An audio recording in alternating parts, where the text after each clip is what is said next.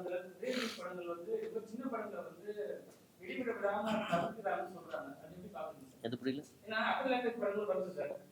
போன வாரம் வந்து அந்த மாதிரி வருது. இப்போ வந்து ரீரிலீஸ் படமும் பண்றாங்க. இதுமே சின்ன சின்ன படங்கள் வந்து அது வாய்ப்பு எடுத்துறாங்களே, ஏன் மறுபடியும் கேட்க மாட்டேங்கிறாங்க. இல்லை சார், அது நீங்கள் வந்து நம்ம வந்து சினிமாவுக்கு வந்து லாங்குவேஜ் பேரியர் ஸ்டேட்டு இதெல்லாம் கிடையாது.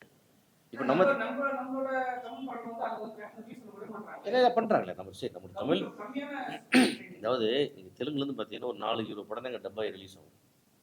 இது படம் எல்லா ஹீரோ படம் டப்பாய் ரிலீஸ் ஆகுது. ஒரு 4-5 ஹீரோ தான் அந்த ஒரு சின்னோண்டு ஆடியன்ஸ்.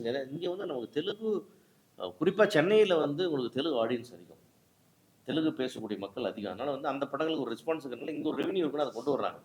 அதுக்கு நம்ம ரொம்ப கம்மி தேட்டர்ஸ் தான் கொடுக்குறோம். நீங்கள் வந்து ராஜமௌழி சார் படங்கள் மாதிரி மிகப்பெரிய படங்கள் தான் வந்து ஸ்ட்ரெயிட் படம் ரிலீஸ் மாதிரி வந்து நம்மளை அட்டாக் பண்ணதே தவிர, மீதி படங்கள்லாம் வந்து ஒரு சின்ன கம்மி தேட்டர்ஸ் உள்ளது. சென்னையிலே ஒரு 10 ஷோ ஒன்றும் பெரிய விஷயம். அந்த மாதிரி தான் போகுது. அது பாதிக்கிறது இல்லை.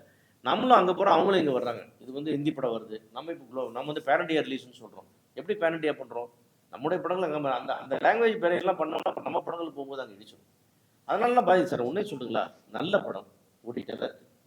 அது சின்ன படம் பெரிய படம், நீங்கள் ஒரு பெரிய படம் சின்ன படம் தான் ரிலீஸ் ஆகுது. ஆனால் இன்னைக்கு பெரிய சின்ன படம் 15 கோடியை தாண்டி ஓடிக்கிட்டு இருக்கு. ஒரு பெரிய வேர்ல்டு ரெக்கார்டை கிரியேட் பண்ணுறது.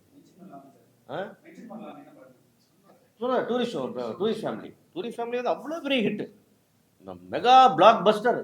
ஏன்னா அப்படியே ஃபேமிலியாக வருது. அதான் சொன்னேன், ஒரே ஒரு குடும்பத்தை ஒரு தெருவுலேருந்து வர வச்சிருக்கு உள்ள தேட்டருக்குள்ளே, அந்த தெருவை கூட்டு வர வேலையை அவங்க பார்த்துக்குவாங்க. அதுதான் டூரிஸ்ட் ஃபேமிலியில் நடந்துட்டு இருக்கு. இதைத்தான் நாம செய்யணும். அந்த மாதிரி படங்கள் எடுக்கணும். நம்ம ஒரே ரத்தம் சதயமாக போட்டு கலாரை பண்ணிட்டு இருந்தோம்னா அது கொஞ்சம் கஷ்டமாக தான் இருக்குது நம்மளுக்கே குடும்பத்தோடு பார்க்கும்போது. அதனால் நல்ல சந்திப்பு இது, நல்ல கேள்விகள் கேட்டீங்க.